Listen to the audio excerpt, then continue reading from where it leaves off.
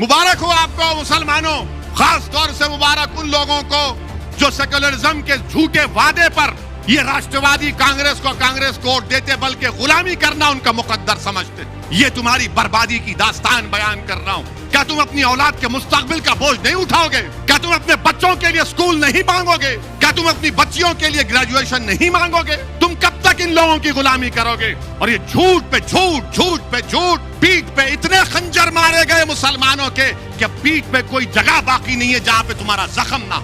67% मुसलमान कच्चे घरों में रहता है, तुम्हारे घर नहीं है, और तुम सेक्युलरिज्म की बात करते हो। मुझे उस बात का गुस्सा आता है। मुझे इन गैरों से, इन दुश्मनों से शिकवा नहीं है, मुझे अपने भाइयों से शिकवा है। मुझे वोट मत दो, मगर ये जुल्म को तो खत्म करो, ये नाइंसाफी को तो खत्म करो। मेरा हक तो मुझे दो, मुझे इज्जत की जिंदगी दो और मौत में भी इज्जत दो। मेरे नौजवानों का मुस्तकबिल दो, मेरे बच्चों को स्कूल दो, मुझे एक मुकाम दो। हम क्यों रिजर्वेशन की बात कर रहे हैं? मैं उद्धव ठाकरे के लिए अब तकरीर करूंगा, यहां से शिवसेना के लिए करूंगा। अब आपको बताना पड़ेगा मेरे इन सवालों का जवाब। क्या बॉम्बे हाई कोर्ट ने अपने इंटरिम ऑर्डर में नहीं कहा कि महाराष्ट्र में वो मुसलमानों में जो 50 या 55 बिरादरियां, उनको रिजर्वेशन दिया जा सकता, क्योंकि वो समाजी तौर पर, तालीमी तौर पर, सोशली और एजुकेशनली बैकवर्ड है? क्या कहा था? नहीं कहा था? कहा था, और कहा कि तालीम में दो। उन्होंने कहा कि नौकरियों में भी दे सकते हैं, मगर नौकरियों का जो रिजर्वेशन है उसका कोटा बढ़ गया, मगर तालीम में दो। आपने क्यों नहीं दिया? क्या कांग्रेस पार्टी जबान बंद करके बैठी है? राष्ट्रवादी कांग्रेस मुंह बंद के बैठी है? यह तुम्हारी मोहब्बत है मुसलमानों से? मगर नहीं। हम क्यों पूछ रहे रिजर्वेशन? अब आप लिख लो इसको या याद रखो, ताकि अगर कोई महल्ले में कोई कांग्रेसी, राष्ट्रवादी या सैनिक आया तो उसको बोलना, ये बैठ जरा सुन, मेरी बर्बादी की दास्तान सुन, और इसका जवाब दे। मेरे भाई, महाराष्ट्र में 11% मुसलमानों की आबादी।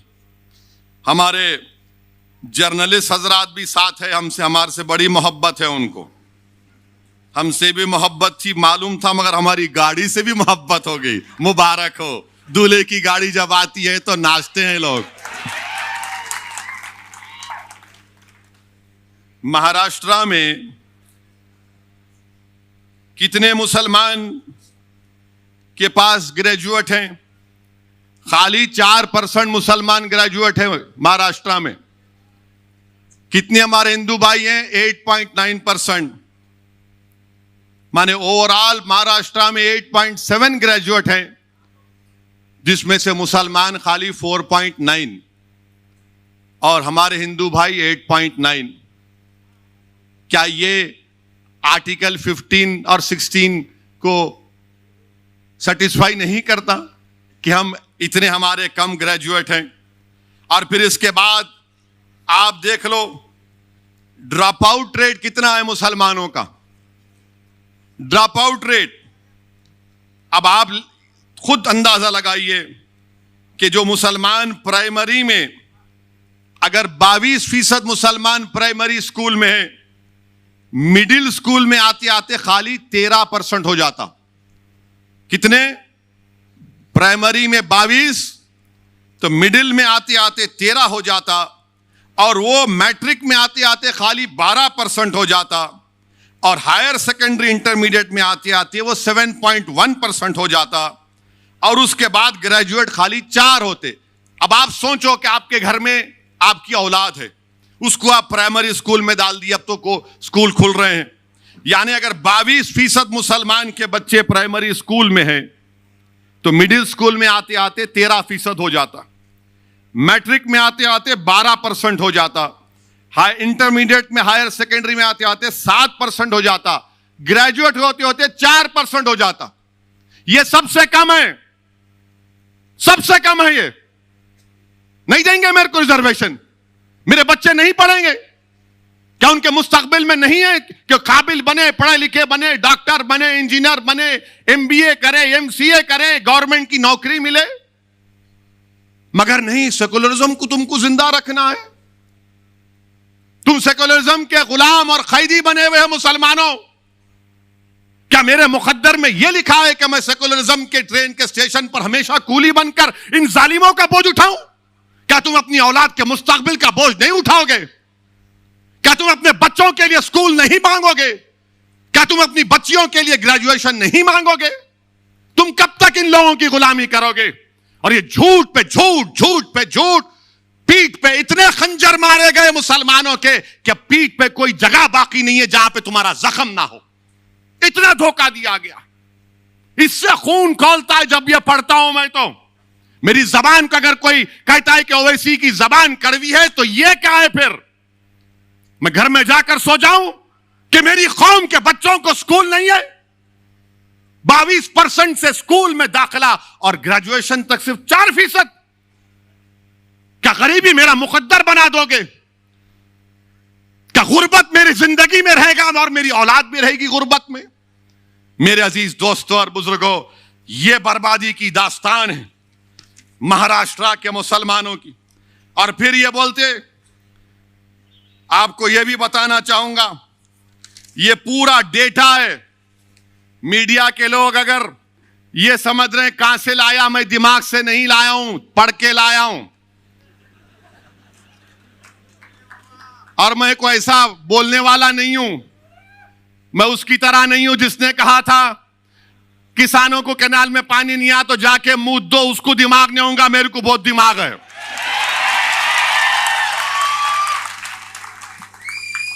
अब आप सुनो, पूरे महाराष्ट्र में कितनी जमीनें, एग्रीकल्चर लैंड कितनी है मुसलमानों के पास रूरल एरिया में। और वो मुसलमानों को मैं याद दिला रहा हूं जो उस वक्त असेंबली के इलेक्शन में जो बैंड बाजा की पार्टी बने हुए थे कांग्रेस राष्ट्रवादी के लिए, सेकुलरिज्म सेकुलरिज्म, वोट दो वैसी आ जाएगा। अब बोलो, देखो कितनी जमीन तुम्हारे पास है, जिरात की जमीन, एग्रीकल्चर जमीन, देही इलाकों में। मराठाओं के पास, जिनके पास कोई जमीन नहीं है जिरात की, मराठाओं के 8.66% हैं जिनके पास एग्रीकल्चर की कोई जमीन नहीं है। कितने मुसलमानों के पास एग्रीकल्चर की जमीन नहीं है? अच्छा, यहां कोई गांव से आया, कोई गांव में जमीन है तुम्हारी, हाय तो हाथ उठाओ, डरो मत, नहीं डरो। कितने, 1 2 जो गांव में जमीन है जिरात की जमीन, कितने? खाली 4 हाथ उठे, वहां 5 6। अब आप, ये सही है ना? फिर 83% महाराष्ट्र के मुसलमानों के पास रूरल एरिया में, देही इलाकों में कोई ज़राअत की जमीन नहीं है, कोई ज़राअत की जमीन नहीं है। और हमारे मराठा भाइयों के पास 8.66% उनके पास जमीन नहीं है। अच्छा, 2.5 एकड़ जमीन हमारे मराठा भाइयों के पास कितना है? 62.74%। और मुसलमानों के पास 10%। मुबारक हो, सेकुलरिज्म जिंदा है अभी, मुबारक हो तुमको। 62% जिसके पास 2.5 एकड़ जमीन है उसको रिजर्वेशन देंगे। जिसके पास 10% लोगों के पास 2.5 एकड़ जमीन है उसको नहीं देंगे आप, क्योंकि वो गरीब है, तुम तो दौलतमंद हो, तुम्हारे घरों में तो अरब का तेल निकल रहा है ना। घर में चिराग जलाने के लिए तेल नहीं है और ये जालिम हमको रिजर्वेशन नहीं देंगे। और फिर जिसके पास 5 एकड़ जमीन है, हमारे मराठा भाइयों, 19% मराठा भाइयों के पास 5 एकड़ एग्रीकल्चर रूरल एरिया में लैंड है। मुसलमानों के पास कितनी? 5 एकड़ जमीन कितने लोगों के पास है महाराष्ट्र में? खाली 4.60%। 10 एकड़ 6% मराठाओं के पास है, मुसलमानों के पास कितने? 1.20। और फिर 10 एकड़ के ऊपर कितने मराठाओं के पास जमीन है? 2.70। मुसलमानों के पास 1% भी 10 एकड़ के ऊपर जमीन नहीं है। मुबारक हो आपको मुसलमानों, खास तौर से मुबारक उन लोगों को जो सेक्युलरिज्म के झूठे वादे पर ये राष्ट्रवादी कांग्रेस को वोट देते, बल्कि गुलामी करना उनका मुकद्दर समझते। ये तुम्हारी बर्बादी की दास्तान बयान कर रहा हूं। और फिर इसके बाद आप जाइए, आपकी आमदनी कितनी है मालूम आपको? ये कमेटी बता रही है, कमेटी कह रही है कि सालाना 25,200 जो मुसलमानों की आमदनी है वो सिर्फ 20% है। सालाना 25,200 रुपये, यानी जो 1,200 रुपये महीने कमाता वो महाराष्ट्र में 25% मुसलमान है। और जो 20% है, जो 25,000 से 2,000 और 50,000 के दरमियान में जो कमाता मुसलमान सालाना 12 महीने में, जो 25,200 से 50,400 कमाता वो 41% है मुसलमान। और जो 50,000 से 72,000 जिसकी सालाना आमदनी है वो खाली 20% है मुसलमान। और जो 72,000 से 3,60,000 जो 12 महीने में कमाता वो सिर्फ 17% है। और जो 3,60,000 के ऊपर कमाता वो ओनली 0.36% है। क्या आप खुश हैं इससे? मुझे पूछ बजवा दो, बताइए। क्या आपको शौक नहीं है कि आपकी आमदनी बढ़े ताकि आप अपने बच्चों की शादी कर सके, अपने बच्चों को पढ़ा सके? ये हमारा ड्रॉप आउट रेट क्यों गिरता? 22% पे प्राइमरी है, ग्रेजुएशन में आते आते 4 क्यों होते? जाकर पूछो, हर मुसलमान से कहेगा कि पैसे नहीं है बच्चों को पढ़ाने के लिए। अगर मेरे पास दौलत होती तो पढ़ा देता, बेटी होती तो बोलता है 10th पढ़ ली, अब शादी कराना है 12वीं के बाद। तुम अपने बच्चों को नहीं पढ़ा सक रहे महाराष्ट्र के मुसलमानों, यह तुम्हारी आमदनी है। आप बताओ, आप क्या खामोश बैठेंगे? आप फिर अंदाजा लगाइए। और फिर अब ये हमारे मराठा भाइयों की आमदनी क्या है ये भी देख लो आप। ये भी नंबर लाया हूं, पूरी तैयारी करके आता हूं हमेशा। ये तो आपको बता दिया मैं। अब देखो हमारे मराठा भाइयों की आमदनी जो सालाना 24,000 कमाते वो 22% है। आप 25,000 जो कमाते हो 20% है। और फिर जो हमारे मराठा भाई 24,000 से 50,000 कमाते वो भी 22% है। 50,000 से 1 लाख जो कमाते सालाना 19% है। जो 1 लाख से 4 लाख कमाते वो 8% है। और जो 4 लाख के ऊपर कमाते वो 0.46% है। चलो देख लो दोनों कौन नीचे है, इसका भी कोई जिक्र नहीं करेंगे। अच्छा, फिर एक और आपकी बर्बादी की दास्तान। मुसलमानों को अगर बैंक से लोन लेना है, बैंक से लोन मिलना है तो हमको नहीं मिलता, चप्पल घस जाती है हमारी। मिलिया ही नहीं तेरे को, मुबारक। अब किसको वोट देता तू? फिर सेकुलरिज्म के नाम पे जाता उधर, जाएंगे आप फिर उधर। कितनों को वोट? आप देखो, आप 40% मराठा भाइयों को बैंक से लोन मिलता, मुसलमानों को बैंक कोऑपरेटिव मिला के खाली 5%। वहां 40%, यहां 5%। कोऑपरेटिव सोसाइटियों में 40% मराठा भाइयों को लोन मिलता, मदद मिलती। हमारे पास क्रेडिट सोसाइटी में 2.6। मुबारक हो वो गुलामों को, मुबारकबाद दे रहा हूं जो राष्ट्रवादी कांग्रेस और कांग्रेस का भजन मंडली का काम करते हैं। प्राइवेट मनी लेंडर्स, यानी ये जो प्राइवेट मनी देते, खून चूसते, वो 14% मराठा भाइयों को लोन देते और मुसलमानों को 4%। अच्छा, दोस्त अहबाब जो मराठा भाइयों को मदद करते हो 2% और मुसलमानों में 17%। ये डेटा है। आप अभी बताओ आप क्या करेंगे? अब आप, इसीलिए मजलिस इत्तेहादुल मुस्लिमीन ने तय किया कि रिजर्वेशन मुसलमान के लिए जरूरी है महाराष्ट्र के। अच्छा, गुर्बत कितनी है? पॉवर्टी पूरे महाराष्ट्र में, रूरल एरिया में 28% मुसलमानों में, देही इलाकों में, शहरी इलाके, अर्बन इलाके में 15.6। हमारे हिंदू भाइयों में पॉवर्टी रूरल देही इलाकों में 23.8 और अर्बन इलाकों में 6.9। यहां पर भी हम पीछे हैं ना। नहीं दोगे रिजर्वेशन, किसको देगो फिर? ये हमारा ये रिकॉर्ड आपके सामने इसलिए रख रहा हूं। अब आप सुन लो और एक बर्बादी की दास्तान। मुसलमान जो कच्चे घरों में रहता है वो 67% है। महाराष्ट्र में 67% मुसलमान कच्चे घरों में रहता है। तुम्हारे घर नहीं है और तुम सेकुलरिज्म की बात करते हो। मुझे उस बात का गुस्सा आता है। मुझे इन गैरों से, इन दुश्मनों से शिकवा नहीं है, मुझे अपने भाइयों से शिकवा है। मुझे वोट मत दो, मगर ये जुल्म को तो खत्म करो, ये नाइंसाफी को तो खत्म करो। मेरा हक तो मुझे दो, मुझे इज्जत की जिंदगी दो और मौत में भी इज्जत दो। मेरे नौजवानों का मुस्तकबिल दो, मेरे बच्चों को स्कूल दो, मुझे एक मुकाम दो। मैं आसमान से तारे तोड़ने के लाने की बात नहीं कर रहा हूं। यह सब क्या है फिर? मैं कब तक इन घरों में रहूंगा? और आपके पास पक्का घर कितने मुसलमानों के पास? 31%। 31%। और उस घर का भी देख लो मामला क्या है। जो घर बोल रहे थे मुसलमानों के पास 31% घर है। अब आपसे एक सवाल करूंगा और हमारे मीडिया वाले इसका जवाब सुन लेंगे।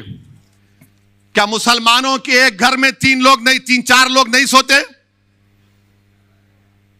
कम से कम 3 लोग तो सोते हैं कमरे में, इस्तेमाल करते। जोर से बोलो, इनको मालूम होना ना, नहीं तो इन्हों हमारे पीछे रहते। अब आप ये बताओ, आपको जानकर तकलीफ होगी कि हमारे मराठा भाइयों के पास 3 रूम के कमरे 20% लोगों के पास, 2 रूम का घर 48% लोगों के पास है, 4 रूम का घर 8% लोगों के पास है, 5 से ज्यादा कमरे का घर 3% लोगों के पास है। मेरे पास क्या है? मेरे पास सेकुलरिज्म है, मेरे पास धोखा है। मेरे दादा को धोखा दिए, उनके बाप को दिए, मेरे बाबा को धोखा दिया, अब तुमको धोखा दे रहे हो। नौजवानों, कल मुस्तकबिल तुम्हारा होगा, तुमको अपना हक हासिल करना पड़ेगा। तुम्हारे वालिद ने तकालीफ उठाई, तुम्हारे दादा ने तकालीफ उठाई। हमने जिन्ना के पैगाम को ठुकराया, हमने भारत को अपना वतन माना और मानते रहेंगे। हमने संविधान को माना मगर जमहूरियत को माना। यह कौन सी जमहूरियत है कि आप मुझे गरीब रख रहे हैं? मेरे अजीज दोस्तों और बुजुर्गों, ये आपके सामने इसलिए कह रहा हूं। अच्छा, कितने मुसलमान स्लम में रहते हैं? महाराष्ट्र की रिपोर्ट कह रही है 54%। 54% लोग स्लम इलाकों में रहते। और आपको मालूम, हमारे मराठा भाइयों के पास 76% मराठा भाइयों के पास टॉयलेट है, मुसलमानों के पास खाली 35%। ये डेटा है। मेरे को मालूम है कि कल के बाद हमारे मीडिया वाले, बल्कि आज शाम से शुरू कर देंगे कि शोलापुर में ओवैसी ने भड़काऊ भाषण दिया। अरे थू है तुम्हारी बातों पर, कोई परवाह नहीं है। तुम जो लिखते लिखो, जो दिखाते दिखाओ, मेरी जबान को तुम रोक नहीं पाओगे। यह जुल्म है मेरे मुसलमानों से, यह जुल्म है मुझसे। तुम रिजर्वेशन नहीं देना चाहते, मगर जुल्म क्यों कर रहे मुझ पर? क्यों जुल्म कर रहे मुझ पर? और आपको मालूम, मेरे अजीज दोस्तों और बुजुर्गों, आपके सामने हर चीज को खोल खोल कर बयान कर दिया हूं। अब आप देखो, क्या एक मुसलमान आईएएस ऑफिसर है महाराष्ट्र में? वो एक है, उन्हें बोल रहा मैं नहीं हूं, मैं हिंदू हूं बोल रहा हूं उन्हें। अल्लाह को मालूम उन्हें क्या है, आई डोंट नो। इधर भी है उधर भी है, उन्हें बिन पेंदे का लोटा है, उन्हें भी ऐसा है। और ये जो राष्ट्रवादी और कांग्रेस के बोलते अरे अरे नहीं मियां, उन्होंने आके बोल के चले जाते, उनका क्या है? अरे मैं आके बोल के नहीं जाता हूं, मैं ये तमाम हकीकत बयान कर रहा हूं। और अगर तुमको समझ में नहीं आया तो बुला लो, बैठ के बात करेंगे। अच्छा, एक मुसलमान आईएएस ऑफिसर नहीं है महाराष्ट्र में। आईपीएस ऑफिसर हमारे मराठा भाइयों के 28% आईपीएस ऑफिसर है मराठा भाई। कितने हैं? आपके कितने हैं? 1.9%। बजाओ थाली अब। 28% है उनको रिजर्वेशन देने की बात ये तमाम ये तीनों कर रहे हैं। ये अमर अकबर एंथनी की जोड़ी। हमको नहीं देंगे। गारत का गवाह भरता ही नहीं है उनका। 28% आईपीएस ऑफिसर। अच्छा, मंत्रालय में कितने हमारे मराठा भाई काम कर रहे हैं? 16.17%।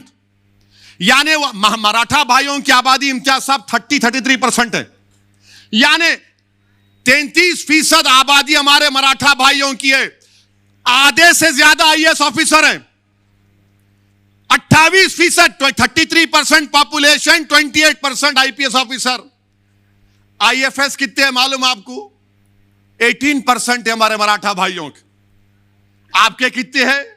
नो, जीरो हैं आप। मेरे अजीज दोस्तों और बुजुर्गों, ये नाइंसाफी की तमाम बातें मैंने आपके सामने रख दिया। अब आप कच्चा पीने का पानी भी ले लो। वैसे माशाल्लाह ये राष्ट्रवादी और ये कांग्रेस, शोलापुर में कितने 5 दिन में एक बार पानी, रोज पानी आता आपको? आता फारूक? 5 दिन में एक मर्तबा आता। हाँ,